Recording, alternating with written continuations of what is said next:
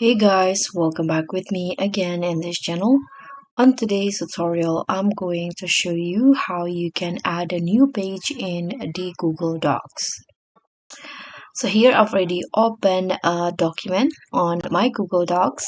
I want to add a new page, for example, in between the second and third page in here.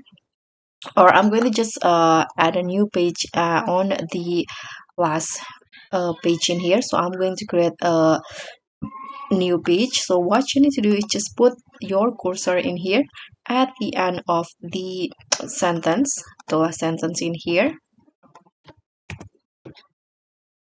and then you can go to insert in here, click on insert, scroll down until you find the break options, and then choose the section breaks next page option. So just tap on this. Just like that, a new page will be added to your documents. So that's pretty easy, but I hope this will be helpful for you. Thank you so much for watching. Don't forget to like, comment, and subscribe. Bye.